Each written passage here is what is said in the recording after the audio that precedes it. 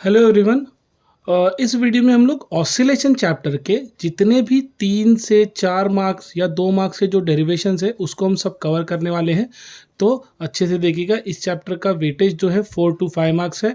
Maharashtra state board exam में हर साल एक क्वेश्चन तो आता ही है, चाहे वो 2 मार्क का हो, चाहे वो 3 मार्क का हो या चाहे वो 4 मार्क का हो। तो ये चैप्टर के इतने आप डेरिवेशन कर लोगे तो श्योर होगा आपका एक दो कम से कम मिनिमम 2 मार्क्स या 3 मार्क्स या 4 मार्क्स कवर हो जाएगा। ठीक है, तो चलो स्टार्ट करते हैं। देखिए, पहला क्वेश्चन है differential equation for linear SHM. उसके लिए हमें क्या याद रखना है?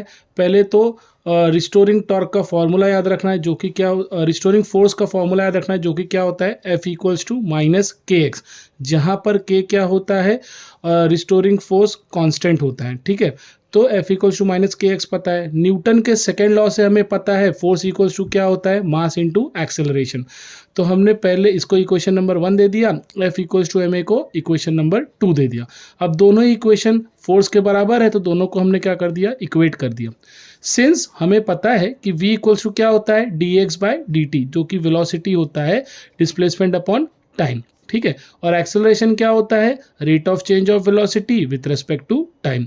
तो हम क्या कर सकते हैं, इसको ऐसे भी लिख सकते हैं, आपने d बाई डी टी लिख दिया। ठीक है, और v की जगह हम लोग क्या लिख सकते हैं, dx बाय डी टी। तो d इंटू डी क्या हो गया, डी स्क्वायर एक्स, और dt into D T D t square. ठीक है, तो इसीलिए a इक्वल्स टू क्या लिख दिया, d square x by d t square. अच्छे से देख लीजिए, v को क्या लिख सकते हैं हम लोग, D x by D T, इसीलिए d इंटू डी क्या हो गया, डी स्क्वायर, और dt into D T D t square. इसको हमने इक्वेशन नंबर 4 कर दिया। इसी a की वैल्यू को, जो कि एक्सेलरेशन है, इसको हमने इक्वेशन नंबर 3 में सब्स्टिट्यूट कर दिया। कहाँ पर, एक्सेलरेशन की जगह पे। तो अब m एज इट इज है, a की जगह हमने क्या लिख दिया, d square x by d t square, और इक्वल्स टू क्या हो जाएगा, माइनस के एक्स।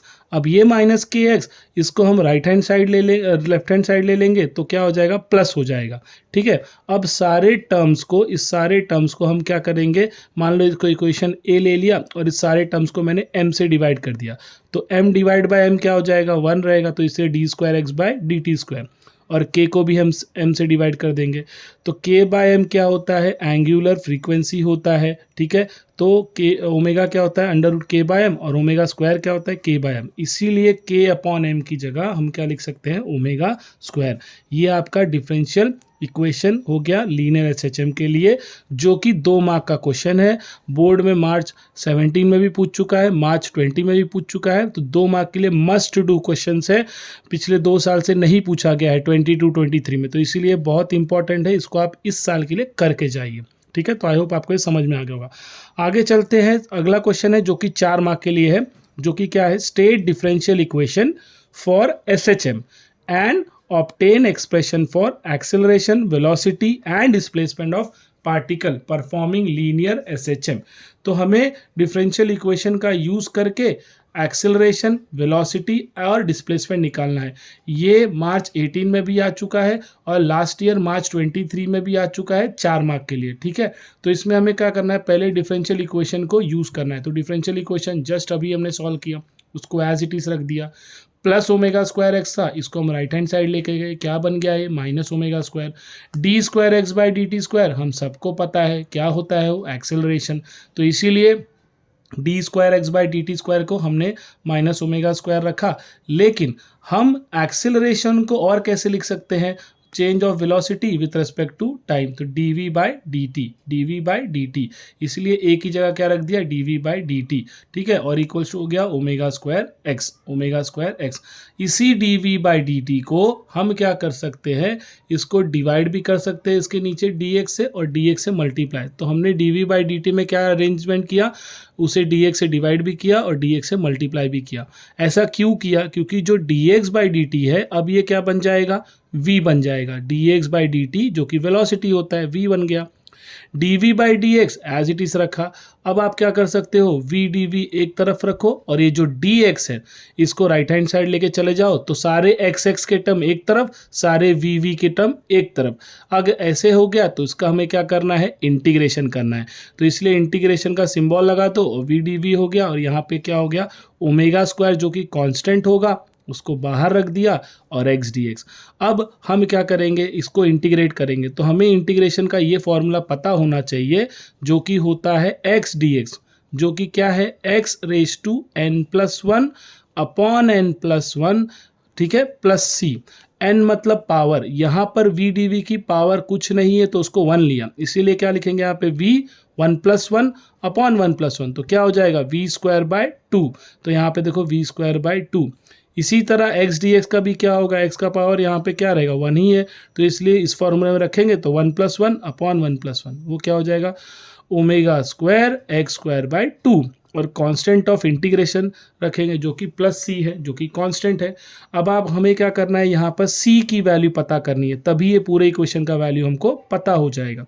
उसके लिए क्या करेंगे, एक्सट्रीम केस, एक्सट्रीम पोजीशन में जब पार्टिकल पहुँच जाता है तो वो क्या होता है, उसकी वेलोसिटी क्या हो जाती है 0, ठीक है, वेलोसिटी जो, तो इसी इक्वेशन में एक्सट्रीम कंडीशन ये अज्यूम करेंगे और v की जगह क्या लिखेंगे हम लोग 0, तो v की जगह हमने क्या लिख दिया 0, एक्सट्रीम पोजीशन पे जब पार्टिकल पहुंच जाता है उस तरफ, उस टाइम पर उसका डिस्प्लेसमेंट क्या हो जाता है पार्टिकल का मैक्सिमम।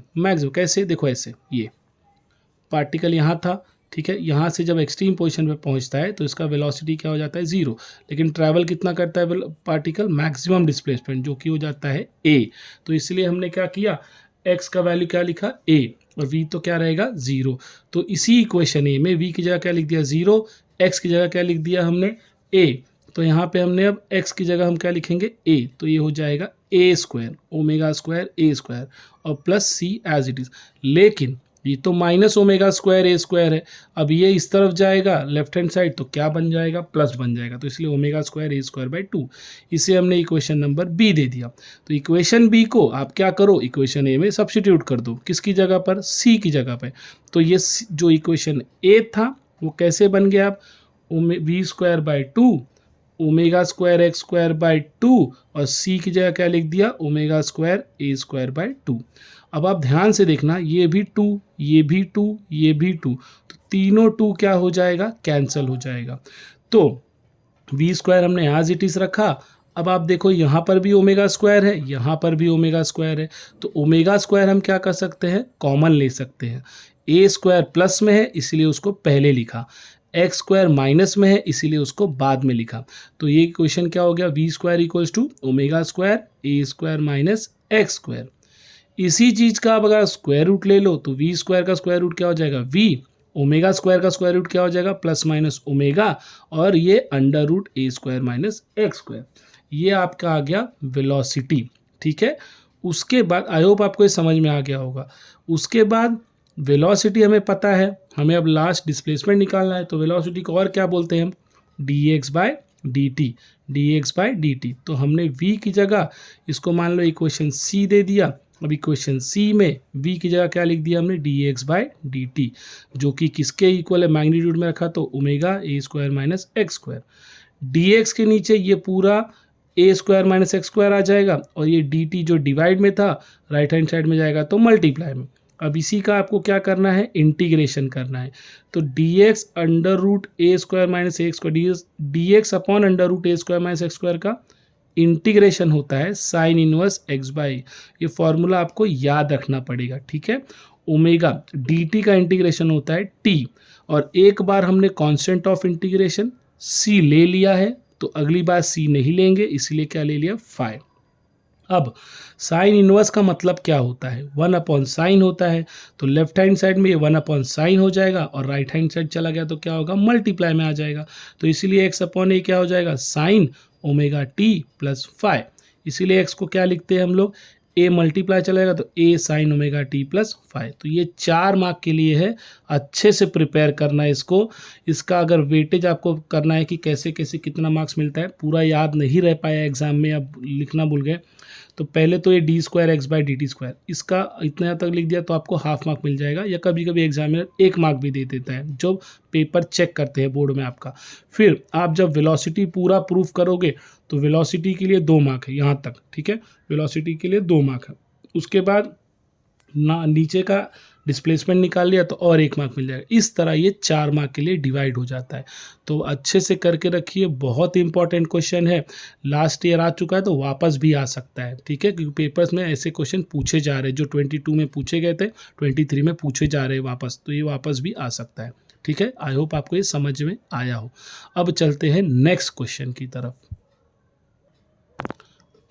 अब देखिए, expression for total energy of particle performing SHM. अब हम टोटल एनर्जी निकालना, ये क्वेश्चन भी 4 मार्क के लिए आता है। देखिए मार्च 15 में भी आया है, मार्च 17 में भी आया है, मार्च 19 में भी आया है। तो हमें पता है वेलोसिटी क्या होता है पार्टिकल एसएचएम के लिए, अभी जस्ट डिराइव किया है ना, v equals to omega under root a square minus x square. अब एट टाइम t के लिए हम लोग क्या लेते हैं, इसी वेलोसिटी को कैसे लिख सकते हैं, v equals to a omega cos omega T plus 5, ठीक है। तो अब काइनेटिक एनर्जी क्या होगा हमको पता है, हाफ एम वी स्क्वायर है, और हमें टोटल एनर्जी के लिए काइनेटिक भी निकालना पड़ेगा, पोटेंशियल भी निकालना पड़ेगा, इसीलिए हम पहले काइनेटिक निकाल रहे हैं। तो काइनेटिक का ये फॉर्मूला तो आपको 7th 8th 9th 10th standard से आता ही है। v की जगह आप खाली क्या कर देना है, इक्वेशन 1 से जो वैल्यू है उसको रख दिया, ओमेगा स्क्वायर ए स्क्वायर माइनस ए स्क्वायर। ये v की वैल्यू यहाँ से आई, इक्वेशन 1 को अगर आप स्क्वायर कर दोगे तो क्या हो जाएगा, v स्क्वायर ओमेगा स्क्वायर, और ये रूट हट जाएगा तो ए स्क्वायर माइनस एक्स स्क्वायर, ठीक है। इसको क्वेश्चन नंबर हमने 2 दे दिया, ठीक है। और ओमेगा एम ओमेगा स्क्वायर क्या होता है, के होता है कांस्टेंट, एम ओमेगा स्क्वायर के कांस्टेंट होता है, ठीक है। तो ये आपका आ गया काइनेटिक एनर्जी। लेकिन अगर टाइम टी के लिए देखा जाए तो हम क्या कर सकते हैं, जैसे कि यहाँ पे v का मैंने बोला वैल्यू ए ओमेगा, तो इसीलिए v की जगह हमने क्या लिख दिया, A square omega square cos square omega T plus 5, क्योंकि v की वैल्यू क्या थी, ए ओमेगा, तो v स्क्वायर क्या हो जाएगा, A square omega square cos square, तो इसलिए ओमेगा टी प्लस 5। अब आपको पता ही है कि m ओमेगा स्क्वायर को हम कैसे लिख सकते हैं, k, तो इसीलिए m ओमेगा स्क्वायर की जगह k लिख दिया। बाकी A square as it is, cos square as it is, omega T plus 5 as it is. I hope आपको ये समझ में आया हो। इसी तरह अब पोटेंशियल एनर्जी निकालेंगे, तो पोटेंशियल एनर्जी के लिए हमें क्या करना पड़ेगा, फोर्स हमें पता ही है, रिस्टोरिंग फोर्स, जो कि क्या होता है माइनस के एक्स। अब इसी फोर्स के लिए external work done during displacement, particle को मीन पोजीशन से एक्स तक ले जाने के लिए वर्क डन को हम कैसे लिखते हैं, फोर्स इनटू डिस्प्लेसमेंट, ठीक है। तो डिस्प्लेसमेंट की डायरेक्शन क्या होती है, अपोजिट, इसलिए माइनस डी एक्स। एफ क्या होता है, इक्वेशन इसको अगर मैं दे दूँ 1 तो एफ क्या होता है माइनस के एक्स, तो एफ की जगह क्या लिख दिया यहाँ पे माइनस के एक्स, तो माइनस और माइनस क्या हो जाएगा प्लस, तो इसलिए हो गया के एक्स डी एक्स। इसी तरह अगर टोटल वर्क डन काउंट करेंगे तो इंटीग्रेशन करना पड़ेगा, ऐड करना पड़ेगा, तो टोटल वर्क डन क्या हो जाएगा, इंटीग्रेशन ऑफ डी डब्ल्यू, जो कि मीन पोजिशन से लेके एक्स तक। अब डी डब्ल्यू को हम क्या लिख सकते हैं, के एक्स डी एक्स, तो यहाँ पर भी वही है, एक्स डी एक्स का कौन सा फॉर्मूला लगेगा, है ना, अभी तो थोड़ी देर पहले बताया, x raise to n plus 1 upon n plus 1, तो ये इसलिए यहाँ पे पावर 1 है तो 1 + 1 2, और नीचे भी 1 + 1 2, तो ये आ गया आपका पोटेंशियल एनर्जी। अब हमें क्या चाहिए था क्वेश्चन में, टोटल एनर्जी। तो टोटल एनर्जी क्या होता है, काइनेटिक एनर्जी, जो कि हमने इक्वेशन ए लिया है, ठीक है। अब इसी को इंस्टेंट टाइम टी के लिए लेंगे तो एक्स की जगह हम क्या लिख सकते हैं, एक्स का वैल्यू क्या होता है, ये भी हमने डिराइव किया है, ए साइन ओमेगा टी प्लस 5। तो इसीलिए अगर मैं इसको इक्वेशन नंबर 2 दे दूँ तो इक्वेशन 2 में हम x की जगह क्या लिख सकते हैं, ए साइन ओमेगा टी, तो इसलिए पोटेंशियल क्या हो जाएगा, हाफ के स्क्वायर, हाँ, और x की जगह A square sine square omega T plus 5, तो ये हो गया पोटेंशियल एनर्जी, इसको मैंने b दे दिया। काइनेटिक यहाँ पे a है तो a और b को हम ऐड कर देते हैं, तो काइनेटिक प्लस पोटेंशियल। हम टाइम वाला ये इक्वेशन कंसीडर यहाँ पे नहीं कर रहे, तो डायरेक्ट हम लोग के एक्स स्क्वायर, ठीक है, काइनेटिक क्या होता है, हाफ के ए स्क्वायर एक्स स्क्वायर यहाँ से, ठीक है, इसको सी दे दो, के स्क्वायर एक्स स्क्वायर, और पोटेंशियल का ये वाला इक्वेशन हाफ के एक्स स्क्वायर, तो के का मल्टीप्लाई ए में के स्क्वायर, के का मल्टीप्लाई एक्स में तो के एक्स स्क्वायर। अब ये प्लस के एक्स स्क्वायर है, ये माइनस के एक्स स्क्वायर है, दोनों कट जाएगा तो आएगा हाफ के स्क्वायर। यही आपको पता करना था, जो कि टोटल एनर्जी है। और इसको कैसे लिख सकते हैं, के की वैल्यू क्या होती है, एम ओमेगा स्क्वायर, तो इसलिए के की जगह क्या लिख दिया, एम ओमेगा स्क्वायर, तो यहाँ हो गया एम ओमेगा स्क्वायर ए स्क्वायर, ये आपका हो गया टोटल एनर्जी। आई होप आपको ये समझ में आया होगा, अच्छे से प्रिपेयर कर लीजिए, 4 मार्क का क्वेश्चन है। तो जो इसके पहले वाला क्वेश्चन था एक्सेलरेशन वेलोसिटी, डिस्प्लेसमेंट, अगर वो नहीं आएगा 4 मार्क के लिए तो ये आ सकता है। ठीक है, आई होप आपको समझ में आया होगा। पिछले 2 साल से ये नहीं पूछा गया है, तो ये हॉट क्वेश्चन है जो अभी भी मैं करा रहा हूँ। ठीक है, अब हम चलते हैं नेक्स्ट क्वेश्चन के लिए। इसी तरह जो अगला क्वेश्चन है, क्वेश्चन नंबर 4, ये है obtain expression for time period of simple pendulum, ideal simple pendulum. आप देख सकते हो मार्च 10, मार्च 13, अक्टूबर 13, जुलाई 16, जुलाई 18 में पूछा गया है। इसको डिफिनेशन के साथ आप पढ़ के रखिए, क्योंकि 4 मार्क के लिए जब आता है तो डेफिनेशन के साथ आता है। ठीक है, तो डेफिनेशन क्या है? Ideal simple pendulum is a heavy particle, ये वाला, ये सर, ये बॉब, जो बॉब होता है मेटल का, हैवी पार्टिकल, आप अपने लैब में भी परफॉर्म करते हो प्रैक्टिकल, सेकेंड पेंडुलम का, वहाँ आप इसको पढ़ते हो। Suspended bye a massless inextensible flexible string, ये स्ट्रिंग होती है जिसकी लंबाई यहाँ पे कैपिटल एल है। ये स्ट्रिंग नथिंग बट एक धागा होता है। ठीक है, जो मासलेस होता है, इनएक्सटेंसिबल होता है। ठीक है, खिंचाव नहीं होता उसमें। अब रिस्टोरिंग फोर्स हमको पता है -mg साइन थीटा, यहाँ पे जो फोर्स होगा mg वो रिजॉल्व होगा किसमें? Along y mg sine theta, along x mg cos theta. जो डिस्प्लेसमेंट होगा बहुत मिनिमम होना चाहिए, 10 डिग्री से भी कम। ठीक है, तो यहाँ पे थीटा लिया है। ए से बी तक की पोजीशनिंग को x दिया गया है, और ये यहाँ पर ए से अगर मैं इसको o मान लूँ, इसकी लंबाई कितनी है स्ट्रिंग की? l। तो अगर इसी इक्वेशन में अभी mg साइन थीटा था, हमारा एंगल कितना होना चाहिए डिस्प्लेसमेंट के लिए? बहुत छोटा होना चाहिए, 10 डिग्री से भी कम। तो साइन थीटा किसके बराबर हो जाएगा? थीटा। तो अब ये साइन थीटा की जगह क्या लिख सकते हैं इक्वेशन 1 में? थीटा, इसलिए साइन थीटा क्या हो गया? थीटा। अब यही साइन थीटा अगर डायग्राम से देख ले तो साइन थीटा क्या होगा? अपोजिट है ना, अपोजिट ट्रिग्नोमेट्री पढ़ाई होगा। अपोजिट, अपोजिट क्या है? ये एक्स। हाइपोटेनस क्या है? एल। ठीक है, राइट एंगल ट्राइंगल ये बना रहा है ऐसे, राइट एंगल ट्राइंगल। तो साइन थीटा हो जाएगा अपोजिट जो कि एक्स है अपॉन हाइपोटेनस जो कि एल है। तो यहाँ पे होगा थीटा एक्स अपॉन एल। अब यही एम जी थीटा में थीटा की जगह हम क्या लिख सकते हैं, मतलब यही साइन थीटा में थीटा की जगह क्या लिख सकते हैं क्वेश्चन में? X upon L. तो ये -mg एज इट इज़, और साइन थीटा की जगह एक्स अपॉन एल। क्योंकि टाइम पीरियड का फॉर्मूला हमें पता ही है, 2π/ओमेगा होता है। ओमेगा क्या होता है? एंगुलर वेलोसिटी या एंगुलर फ्रीक्वेंसी भी। और ये क्या किसके बराबर होता है? Acceleration per unit displacement, acceleration per unit displacement. तो इसको इक्वेशन 4 रख के छोड़ दो। न्यूटन सेकंड लॉ से हमें पता ही है मास इंटू एक्सेलरेशन होता है फोर्स। तो इक्वेशन 3 देखो वो भी फोर्स है, इक्वेशन 5 देखो वो भी फोर्स है। दोनों इक्वेशन को हम क्या करेंगे? इक्वेट कर देंगे।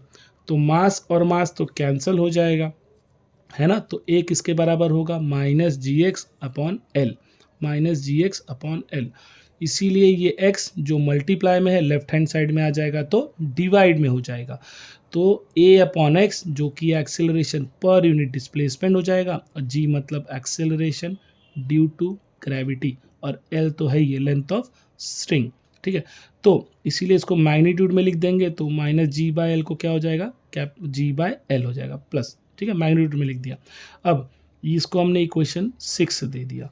अब अगर आप इक्वेशन 4 देखोगे, एक्सेलरेशन पर यूनिट डिस्प्लेसमेंट, उसकी वैल्यू हम क्या लिख सकते हैं बाई इक्वेशन 6? g/l। तो इसीलिए 4 में a/x या क्या लिख दिया? g/l। अब इसको ये रूट को, ये l कहाँ चला जाएगा? ऊपर चला जाएगा, और g कहाँ आ जाएगा? नीचे। तो ये हो गया आपका टाइम पीरियड। अच्छे से आई होप आपको ये समझ में आया होगा। ये 4 मार्क के लिए आता है क्वेश्चन। ठीक है, तो आई होप आपको अच्छे से समझ में आया होगा, ये भी 4 मार्क के लिए। अब जो अगला क्वेश्चन है वो 5th वाला, जो कि है आपको डिफरेंशियल एंगुलर एक्स जब SHM होगा तो उसके लिए टोटल टाइम पीरियड मैग्नेट का। और एक क्वेश्चन नंबर 6 है जो कि है differential equation for angular SHM, जो कि एक ही क्वेश्चन से दोनों डेराइव होते हैं। तो पहले हम टाइम पीरियड के लिए निकाल लेते हैं, जो कि मार्च 9 में भी आ चुका है, मार्च 10 में भी आ चुका है, मार्च 22 में भी आ चुका है, लास्ट ईयर आ चुका है, लास्ट ईयर। ठीक है, तो ये भी क्वेश्चन 2 मार्क के लिए आया था। ठीक है, अब वापस भी रिपीट कर सकते हैं। तो पहले हम लोग निकाल रहे हैं टाइम पीरियड जो कि एंगुलर SHM के लिए। तो टॉर्क हमें पता है जो कि क्या होता है? Tau equals to m B sine theta, mu B sine theta. Mu मतलब होता है मैग्नेटिक डाइपोल मोमेंट, और साइन थीटा तो एंगल है किसका, जो मैग्नेट रोटेट होता है फ्रीली उसको सस्पेंड किया होगा। बी मतलब क्या होता है, magnetic field of induction. Theta बहुत स्मॉल होना चाहिए, इसीलिए साइन थीटा को क्या लिख दिया, थीटा। तो क्या हो जाएगा, mu B theta, mu B theta. Restoring torque हमें पता है, जो कि एंगुलर एंटी क्लॉकवाइज में जाएगा। ये पेंसिल है, जैसे मैग्नेट है तो ये एंटी क्लॉकवाइज में रोटेट होगा। तो जब किसी मैग्नेटिक फील्ड में रखा तो उस टॉर्क को हम क्या बोलते हैं, रिस्टोरिंग टॉर्क। तो उसका डायरेक्शन क्या होता है, अपोजिट, तो एंटी क्लॉकवाइज। इसीलिए आई अल्फा और एम बी साइन थीटा को क्या लिख देंगे, minus m B sine theta, उसकी डायरेक्शन की वजह से। ठीक है, अब ये अल्फा यहीं रहेगा। ये जो कैपिटल आई है, जो कि मोमेंट ऑफ इनर्शिया होता है, इस इक्वेशन में राइट हैंड साइड में म्यू बी साइन थीटा के नीचे आ जाएगा, तो म्यू बी बाय आई। ठीक है, और साइन थीटा तो वेरी स्मॉल है, तो उसको हम क्या लिख सकते हैं, थीटा। ठीक है, तो टाइम पीरियड अभी देखा हमने लीनियर एसएचएम के लिए, अब किसके लिए देख रहे हैं, एंगुलर एसएचएम के लिए। तो जैसे लीनियर एसएचएम के लिए एक्सेलरेशन पर यूनिट डिस्प्लेसमेंट था, वैसे यहाँ पर भी है, लेकिन ये कौन सा एक्सेलरेशन है, angular acceleration per unit displacement. ठीक है, per unit angular displacement. Alpha क्या है, एंगुलर एक्सेलरेशन, और थीटा क्या है, एंगुलर डिस्प्लेसमेंट। तो इस अल्फा बाय थीटा की जगह हम क्या लिख सकते हैं इस इक्वेशन से, म्यू बी अपॉन आई, क्योंकि इक्वेशन नंबर 3 में जो थीटा था ये अल्फा के नीचे आ गया और म्यू बी बाय आई बचा। तो मैग्नीट्यूड में क्या हो जाएगा, म्यू बी बाय आई, किसकी वैल्यू, अल्फा बाय थीटा। इसीलिए अल्फा बाय थीटा की वैल्यू हो गई म्यू बी बाय आई। अब ये आई ऊपर चला जाएगा और म्यू बी नीचे। ये किसके लिए हो गया, time period of vibration of magnet. ठीक है, हमने इसके पहले आइडियल सिंपल पेंडुलम में देखा था, ठीक है, जो कि लीनियर एसएचएम परफॉर्म कर रहा था। अब ये कैसा है, एंगुलर एसएचएम परफॉर्म कर रहा है। ठीक है, अब डिफरेंशियल इक्वेशन हमने स्टार्टिंग में देखा लीनियर एसएचएम का, अब किसका देख रहे हैं, एंगुलर एसएचएम के लिए। ठीक है, जो कि मार्च 9 और 10 में आया था। अब टॉर्क हमें पता है, यही इक्वेशन हमने सॉल्व किया, माइनस म्यू बी थीटा, और टॉर्क हमें ये भी पता है कि आई अल्फा भी होता है। तो दोनों ही इक्वेशन 1 और इक्वेशन 2 किसके हैं, टॉर्क के। तो इसलिए आई अल्फा किसके बराबर हो जाएगा, म्यू बी थीटा के। ठीक है, म्यू बी थीटा के। अल्फा की वैल्यू क्या होती है, एंगुलर एक्सेलरेशन ना, तो क्या होगा, D square theta by d t square. कैसे, जैसे लीनियर एक्सेलरेशन होता है D square x by D t square, वैसे ही एंगुलर एक्सेलरेशन जो कि अल्फा होता है, क्या होता है, D square theta by d t square. ठीक है, म्यू बी थीटा है ही है।